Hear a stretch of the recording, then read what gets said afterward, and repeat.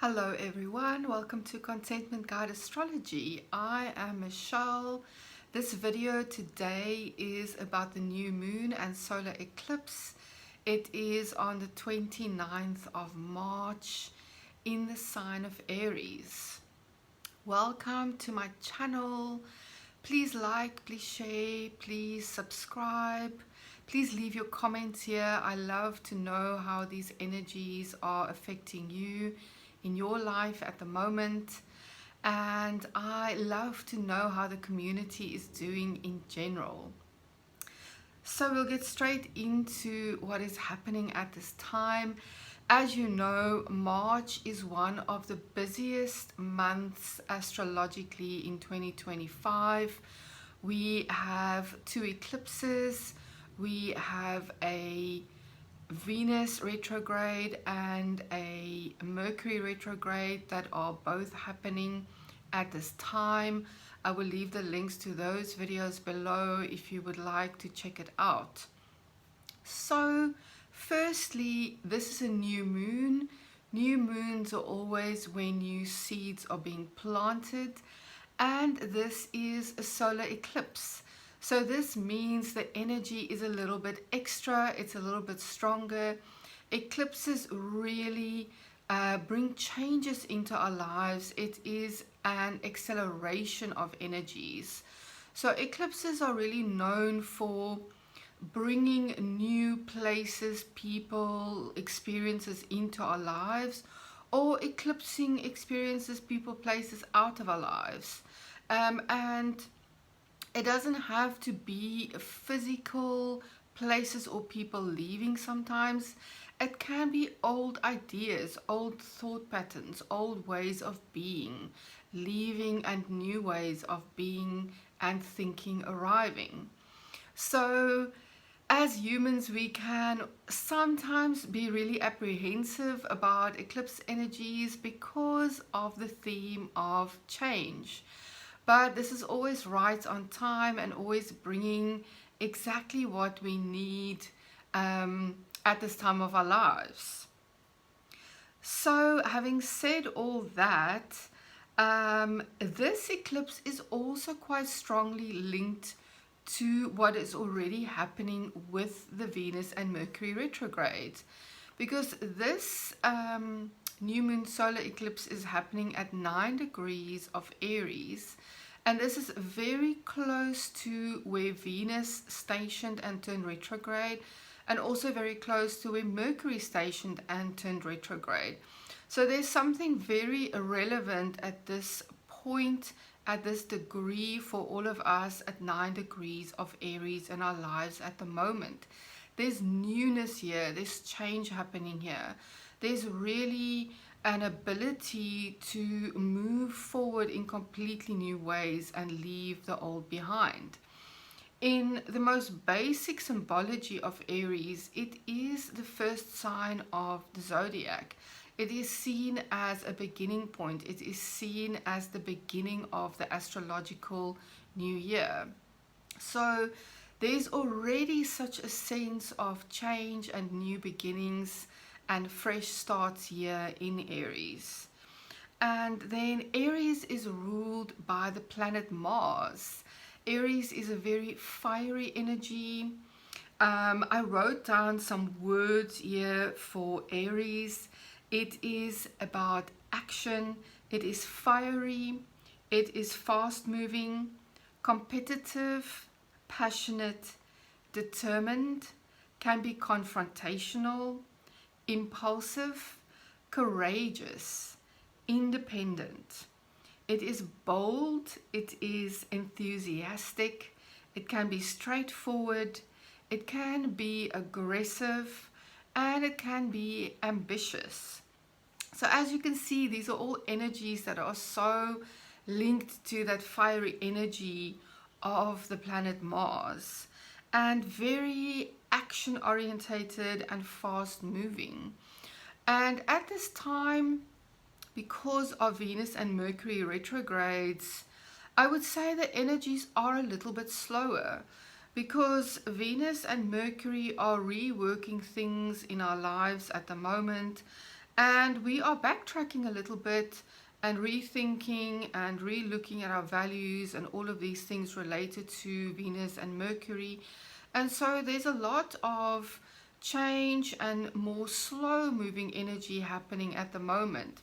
So the solar eclipse can be a bit of a contradiction, because in those times of slowness while the retrograde is happening, there can also be instances where suddenly there's like movement and new energy happening to bring in sudden changes. And then we maybe go back to going into that retrospection again before we move forward. So there's contradictory energies here at work as well. So just keep that in mind. So the one thing that stands out with this new moon and solar eclipse is that the closest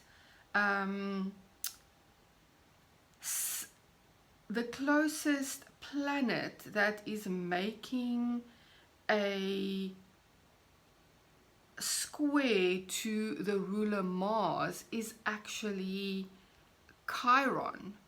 And Chiron is sitting at 22 degrees of Aries at the moment, also in that fiery energy. The ruler of this solar eclipse, Mars, is still sitting in Cancer. It is still working with that more emotional and watery energy and reworking our familial patterns and our emotional patterns and how we take action in our emotions. So with the square between Mars and Chiron, there's a little bit of more challenging energy happening here. There's parts of ourselves that might be ready to heal, but it might be things that are not so easy for us to look at.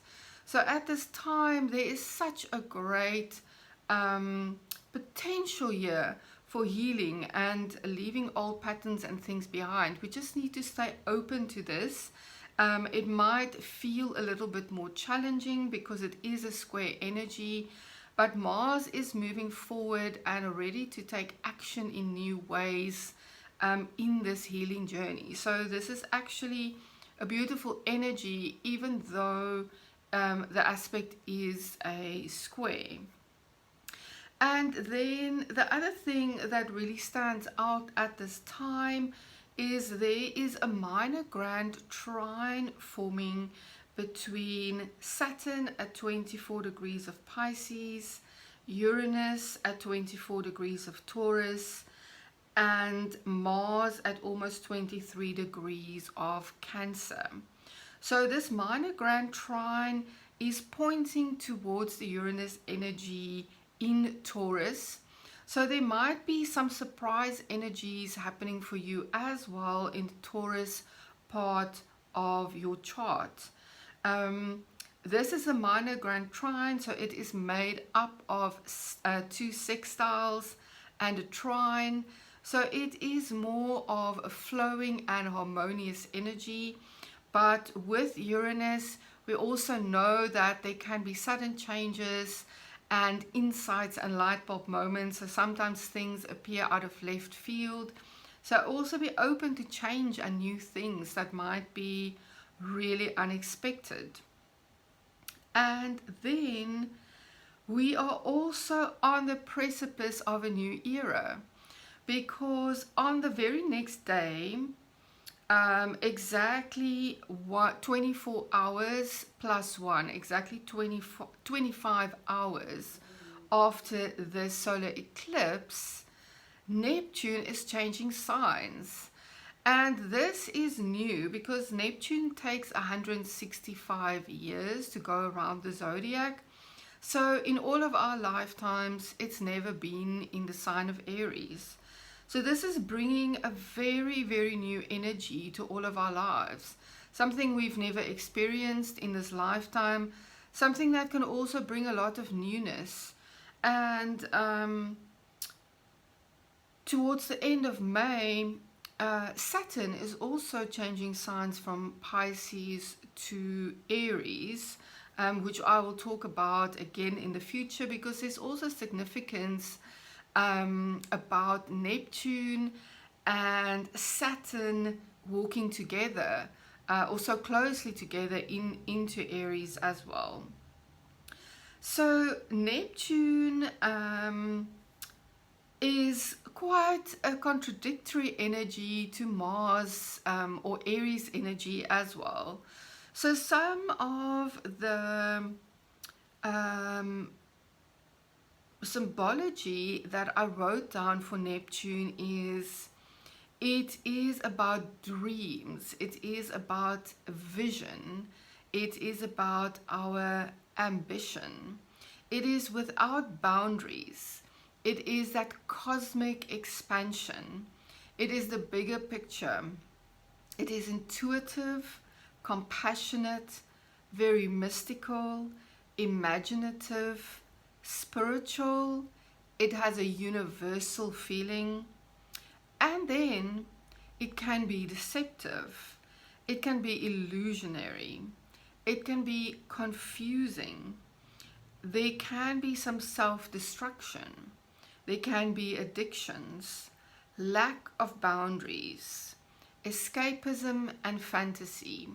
So it all depends on how we work with these energies. You know, I feel that Neptune can bring us into a new era of really seeing into our vision and feeling intuitively into our vision for the future, especially in that Aries part of your chart. But a part of that expansive energy of Neptune is also the fact that it can bring confusion. So at this time, it's very important that we stick to some practices that bring us grounding, and know that everything that is occurring for us is okay, because it's okay to be confused, because it is from confusion that clarity is born. So welcome all of these things. Obviously know what is healthy for you. Focus on the positive aspects if you can, but know that whatever is occurring is absolutely perfect at this time for your journey. So this Neptune moving into the sign of Aries, where the solar eclipse is occurring on the very next day, is definitely very significant, because you know, a new moon energy is always felt for around about 2 weeks after the new moon, and with an eclipse it lasts for months on end, up to 6 months, where you can feel this energy. So the fact that Neptune is now also in Aries for a while, it's going to retrograde back into Pisces, but for now it's going to be in that Aries energy. So there's such a fresh new energy here. So be open to those new dreams and visions, and see what can happen for you if you have a dream that has no boundaries, if you have a dream that has no glass ceiling to stop you from where you are going, because that is some of the beautiful energies that are around right now. So I also did a Ching reading for this new moon solar eclipse, and I threw the coins. I got hexagram 7, which is called leading. It then changed into hexagram 19, which is called becoming great. And hexagram 7 reads, organize all that is confusing. Organize the confusing parts into functional action. Model leaders that you respect and become a leader yourself. The ideal of an army is not only to fight, it is to bring order. It is to protect people who cannot protect themselves. So you can see, I mean, the I Ching is thousands of years old, so it uses certain symbology. But there's the symbol here of an army, which is a great organization of many different parts. And it is there to confront things to fight, maybe to confront what is not working. But it is also there to bring order and to protect, which I think is a beautiful thing. It says, follow guidance, but don't be rigid about the rules. Something important is returning at this time. That feels really good to read that. And then it had one changing line, which changed it to hexagram 19, which also has similar wording. It says, something great is approaching. Approach the new, but know that it will take time to bear fruits. Welcome the new, but keep your expectations modest. Allow the fruit to ripen. So there's something here like that longer term energy of a solar eclipse, that maybe the seed is planted at the eclipse new moon, and now the fruits are going to take some time to ripen. So we're being called here to be patient, to really allow, to not have very huge expectations at the start, but to allow things to grow and ripen and evolve. It says, stay open to work and to serve. Correct yourself at every step. So for the last few months, the I Ching has been giving this message of taking things really step by step. And so now here's an added bit here where you take a step and correct yourself, and take a step and correct yourself if needed. So again, that step-by-step action is required, and correction along the way for how we are walking the path. So I feel that is such beautiful guidance. I hope that it will help you at the time of this new moon solar eclipse, and even the 6 months ahead, to keep all of this in mind. And then the tarot card I received for the new moon solar eclipse is the Ace of Swords. And the Ace of Swords, it's about opportunity, it's about breakthroughs, new ideas, new beginnings, so very much related to Aries. It is about the air element, which is connected to logic and communication. So this is very much a fresh start. This card is the hand of the divine, the universe, however you want to see it, handing you that sword. It has a crown on it, and if you can closely look at those plants, there's also some berries there. So there's some fruit that is going to ripen over time. So this is a fresh start. The Ace is such a beautiful card. It is really about breakthroughs and opportunities and new beginnings. And in this card, you can also see the mountains in the background. They look a little bit hazardous. So it just means that, yes, this is a new beginning, but there's still a journey that follows after this. So a fresh start, and we're still going to go through the mountains, navigate, correct our steps as we go. But this feels so positive, and even if maybe some challenging change occurs for you at this new moon, solar eclipse, then you can really take this into regard and know that it's a fresh new start, and there's fruits that are going to ripen over time, that are going to bring new things into our lives. So I also wanted to take the opportunity to give a brief description for each rising sign of where the new moon solar eclipse is falling. So it is in Aries, so I'm starting with Aries rising. So Aries, for you, this is obviously in your first house. So this is a fresh start and a new beginning about who you are.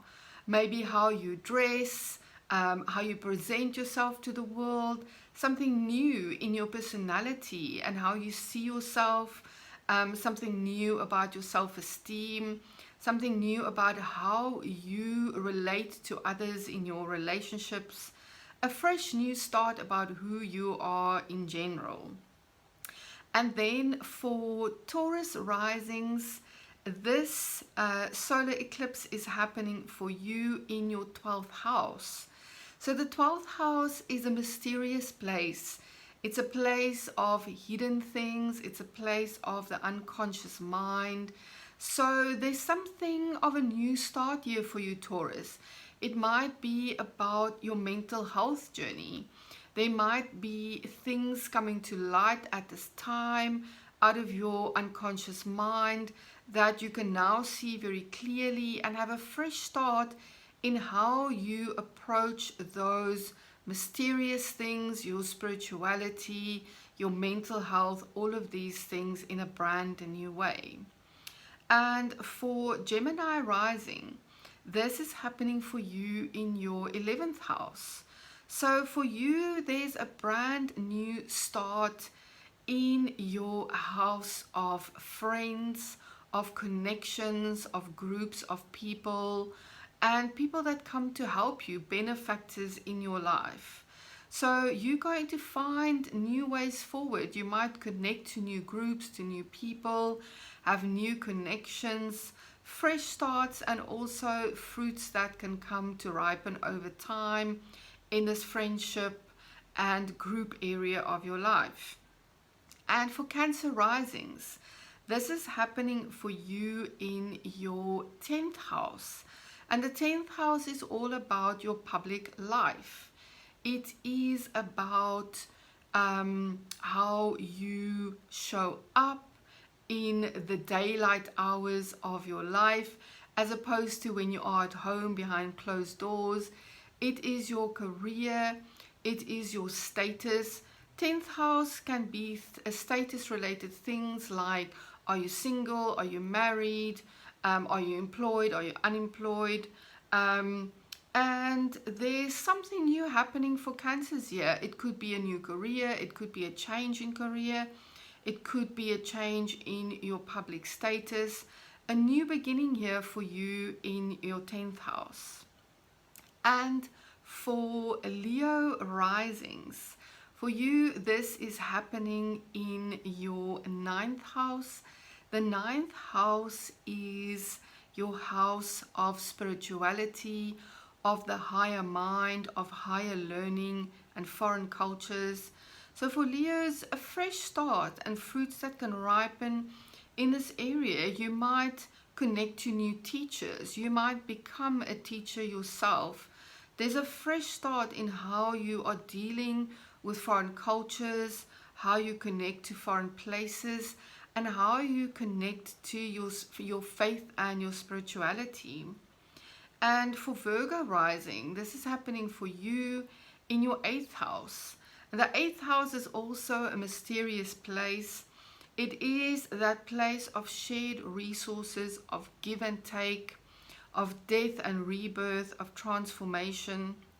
So for Virgos, there's a fresh new start and fruits that can ripen for you in this area of your life, of how you share physical and other resources with others, how you connect to your intimacy, how you share intimately with others, and also in the energy of transformation. You might be going through a real spiritual transformation at this point in time.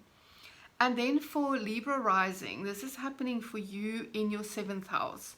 The 7th house is all about others. It is your close relationships, your one-on-one relationships, your partners, your close friends, your clients.